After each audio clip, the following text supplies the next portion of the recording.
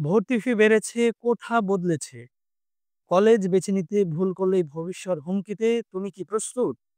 তো আজকে থাকো শেষ পর্যন্ত কারণ একাদশ শ্রেণীর ভর্তি নিয়ে এসেছে বড় পরিবর্তন। আসসালামু আলাইকুম শিক্ষার্থী ও অভিভাবকবৃন্দ। আমি তারেক রহমান সহজে শিক্ষার পক্ষ থেকে। তো তোমরা দেখছো সহজে শিখো। আজকের এই ভিডিওতে একাদশ শ্রেণীর ভর্তির ২০২৫ সালের যে নতুন নিয়ম এ নিয়ে বিশদ আলোচনা করব ইনশাআল্লাহ।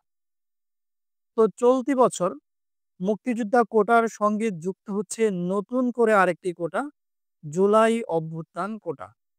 তো এই কোটার আওতায় সুযোগ পাবে ২০২৪ সালের গণ আন্দোলনের শহীদ ও আহতদের পরিবারের শিক্ষার্থীরা। তবে মনে রাখতে হবে যে এই যে কোটাটি শুধু এই বছরই কার্যকর থাকতে পারে, পরবর্তী বছর থেকে সব ধরনের কোটা তুলে দেওয়ার পরিকল্পনাও রয়েছে। তো এবারে আমি জানিয়ে দিব যে ভর্তির আবেদন কবে থেকে শুরু হবে। তো অনলাইনে আবেদন শুরু হতে পারে ২৪শে জুলাই ২০২৫ এবং এটি চলবে ৯ই আগস্ট পর্যন্ত। তো প্রথম ধাপের যে ফল প্রকাশ সেটি হবে ২১শে আগস্ট।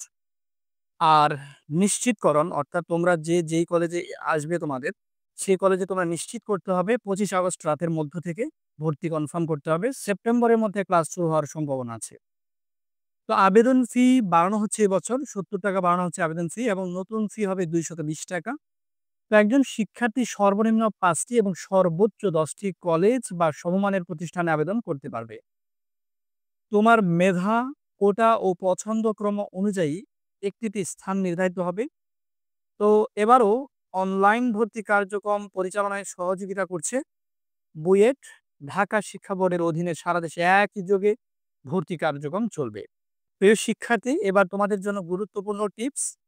যে কলেজে আবেদন করো, আগে তাদের পূর্বের পাশের হার এবং পরিবেশ জেনে নাও। কোটায় আবেদন করলে প্রমাণপত্র প্রস্তুত রাখো, যেন কোনো ঝামেলায় পড়তে না হয়। মাইগ্রেশন ও দ্বিতীয় ধাপেও সুযোগ থাকবে, তাই হতাশ হবার কিছুই নেই। আমাদের এই ভিডিওটি যদি তোমার জন্য ইনফরমেটিভ হয় তাহলে এখনই একটি লাইক দাও, নিচে কমেন্ট করে জানাও তুমি কোন কলেজে আবেদন করতে চাও। আর তোমার বন্ধুর সঙ্গে ভিডিওটি শেয়ার করো যাতে সেও সঠিক সিদ্ধান্ত নিতে পারে।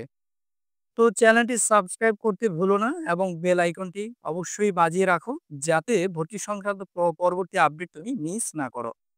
পরবর্তী ভিডিওতে দেখা হবে ইনশাআল্লাহ। ততক্ষণ পর্যন্ত আল্লাহ তোমাদের ভালো রাখুক। আসসালামু আলাইকুম। আল্লাহ হাফেজ।